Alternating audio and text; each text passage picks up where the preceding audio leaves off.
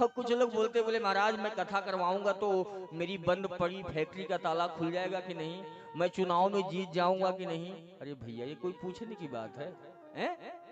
हम कहते हैं कि हम भगवान के दरबार में जाएं तो किसी कामना को लेकर के क्यों जाएं? कारण रहित दयाल वह बिना किसी कारण के तुमको मानो शरीर दिया, इस संसार में भेजा। कल्पना करो यही जीवात्मा एक सुअर के ढांचे में होती तो, एक कुत्ते के ढांचे में होती तो। जीव वही है, एक चींटी एक मच्छर से लेकर के मनुष्य तक ब्रह्मलोक तक एक अंश है। जितना बड़ा जीव तुम्हारे अंदर है उतने बड़ा मच्छर के अंदर है। लोग पट पट पट करके कितने मच्छरों की हत्या कर देते हैं। ये 6 दिन की जिंदगी उसकी, काहे के लिए मार रहे हो उसको, हैं?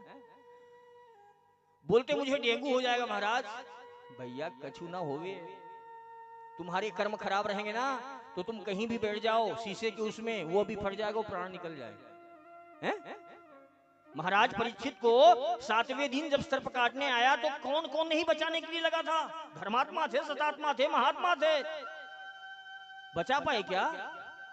ऐसे ऐसे मंत्र वेदता आए थे कि जिसको उसने तक्षक ने डसा, जैसे हरा कोई वृक्ष है उसको डस लिया तो खड़े खड़े सूख गया, जल के भस्म हो गया।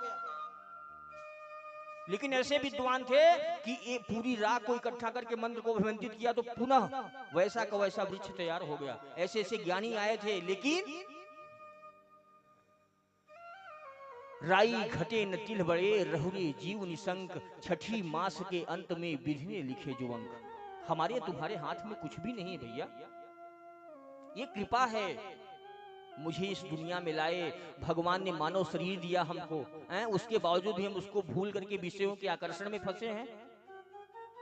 गलतियां सबसे होती हैं, ऐसा कोई व्यक्ति नहीं जिससे गलती ना हो, और मेरा ठाकुर माफ न करे ये भी नहीं है, वो करता है। अगर नहीं करे तो इसी जन्म में हमने ऐसे पाप किए हैं कि आज हम यहाँ बैठने के लायक नहीं होते। वो दयालु कृपालु क्षमा करता है। यदि हमारे पाप पल्लवित हो जाएं, पुष्पित हो जाएं, तो फिर देखो हम समाज में किसी को मुंह दिखाने के काबिल नहीं बचेंगे। वही हमारे कर्म जब पलट के आते हैं ना तो हमको आत्महत्या के लिए प्रेरित करते हैं, उकसाते हैं। लेकिन फिर भी भगवान क्या करता है, हमको बचाता है। बिना कारण के वह आपसे प्रेम करता है, तो आप क्यों डिमांड रखते हो कि भगवान मुझे राजा बना दो तो मैं कथा करवाऊंगा? अरे नहीं भैया, हैं?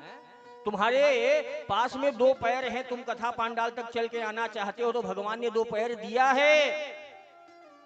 कान में मशीन नहीं लगाना पड़ रही है। हाँ वो बात अलग है कि शौक से ब्लूटूथ लगा लो, आजकल क्या बोलते हैं बट, हैं?